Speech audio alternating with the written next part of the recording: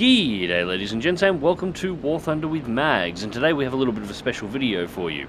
About 6 months ago I got my hands on an Oculus Rift DK2. One of the first games I was to cover was War Thunder, checking out what its Oculus Rift support and its VR support was like at the time, because at the time VR was a pretty big advertising point for War Thunder, and it had been for some time. What I found was disappointing.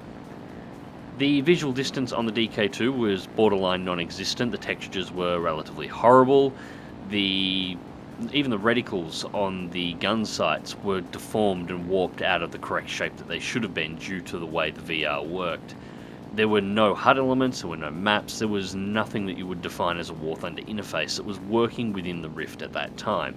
And as such, why the flying with the Rift was interesting.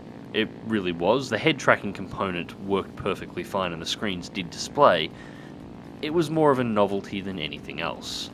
Well, I've decided it's time for me to go back and take another look at this. So last night I organised a little bit of a mark simulation event. This is a full sim mode event, but with markers enabled, in order to test the Oculus Rift and see exactly how its new features ran.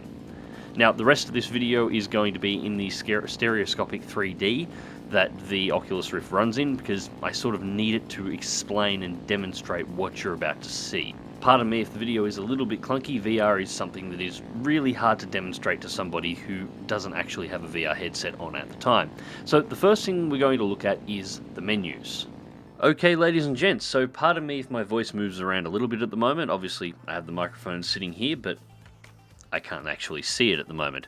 So this is the menu for War Thunder. Now it looks overall pretty similar to what you would expect from the normal. However, you will notice if I look down and just move slowly, the menu itself is curved and it's oversized on what you would expect from a traditional monitor. So you can see, to look at the battle button, I have to look up in this angle here. To look down to where the aircraft actually line up, I have to look down at the direction of my desktop, actually further down than where my keyboard would be. The menu operation operates the same, but this actually feels really natural to use, because you simply turn your head and the interface itself is wrapped around the position that you're currently sitting. So I can operate everything easy enough, menus pop up exactly as they would normally, and move down. It's sort of like playing on a big curved monitor, at least until you get to the end and you realize you can sort of, lean back, look behind you at what you normally wouldn't be able to see from the menus, and rotate the aircraft as well. So you can rotate the aircraft over here, zoom it out, and take a bit of a look inside of that hangar if you can zoom it back far enough. So the menu operation, this is different to what they used to do, and this is significantly better than what it was at the time. Everything else, everything sits at pretty much exactly the same spot you would expect them to, but I think they've mastered it. This is one of the nicest feeling menus that I've encountered in any game so far that's on the Oculus Rift. And I think it's just the curvature. That's all they've needed to do to make this work really nice. Anyway, let's move on to the gameplay. So, welcome to the cockpit. Now, a few things have changed since the last time that I covered the inside of one of the aircraft in the Rift as well. First things first, all of the textures on the aircraft have been cleaned up. They are much clearer and much crisper inside of the Rift now. The gauges are still a little blurry, but they are now clear enough that I can actually read what is on them without having to lean all the way in order, smack my microphone there, in order to be able to read exactly what is floating around on the screen. So that is cool. That is definitely an improvement in that area. Obviously, everything scale-wise still looks absolutely fantastic, and controls, beautiful.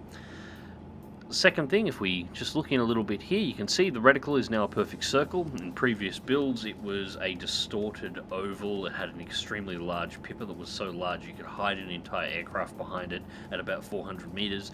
It was fairly awful in that regard, so that has been fixed and is now looking correctly as it should. The next part was the HUD. Now, in previous versions there were no markers. You can see some markers off in the background. We'll look at those in just a moment, but there was also no HUD elements in this section of the game. Now there is. First things first, we hit the map, pops up, and again it's curved, just like the menu at the start, with everything on a nice display. Very easy to read. You can see, if I reach out here from my mouse, you can see positions, everything exactly as it should be. Now, The second one, and it's not showing up here, this would traditionally in a match actually bring up the kill board, which is set up exactly the same way. It since this is a test flight, it's only showing the map twice, regardless of which key I hit. But again, it will show the entire keyboard. It is in a curvature that appears in front of the aircraft, so that is fine. Where's the rest of the HUD elements? As you can see, there is none here, and I've got it set so there should be. Well, there.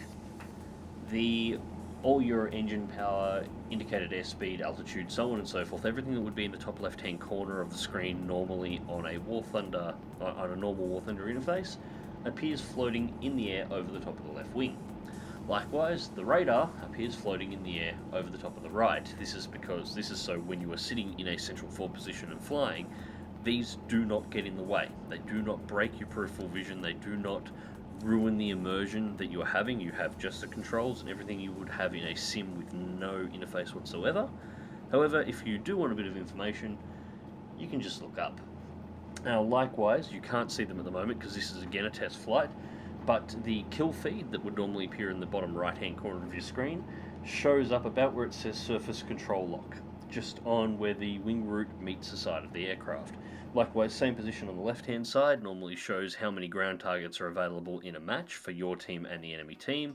This is also where your chat will appear, and so on and so forth will appear down the left-hand side. The damage models will also appear down here as well.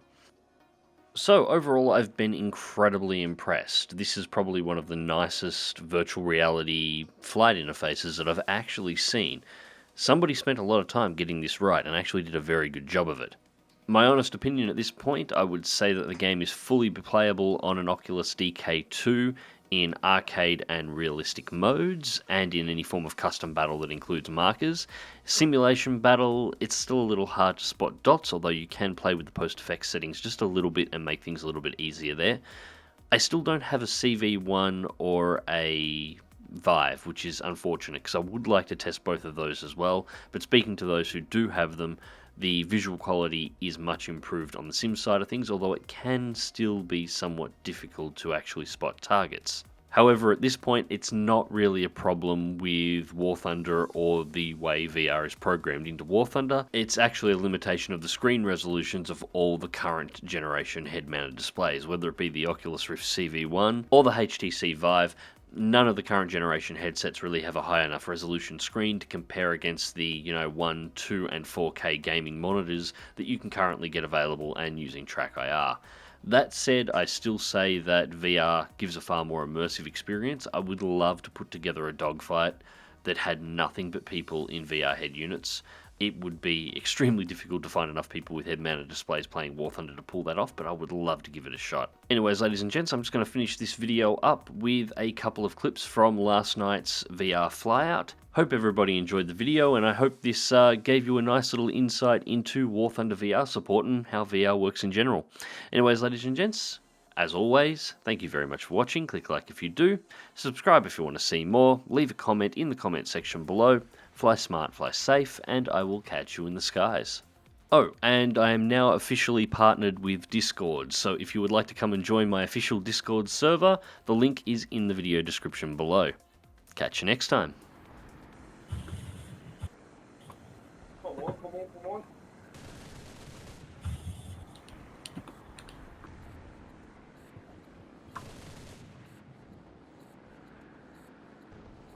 F-82 moving in behind you, Mags. Shit. And P-47 on as well. Oh, fuck me, I'm on fire. There's a F-82 on you. I'm heading for the F-82 if somebody can deal with that P-47. Alright, I'll go after him. Okay. There's so much fucking smoke on the guy, he doesn't go.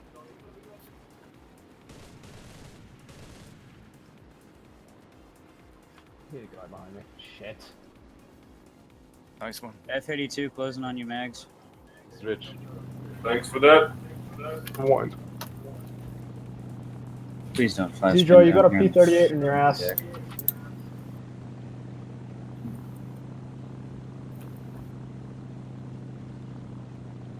Oh shit, oh shit, oh shit, oh shit.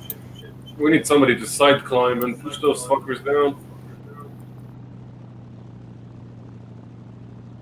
Oh man. Whoever it was that crashed at the end of the runway, thank you very much. I'm serious, you've actually created a beacon at the end of the runway that makes it much easier to come in for landing. Olin, you got one on you? Oh, he backed off, never mind. Sweet dodges, Mags. Hey, it worked, didn't it? Alright, you know what? Screw landing on a carrier. Just go straight for the regular runway. Yeah, I think I'm gonna do that now.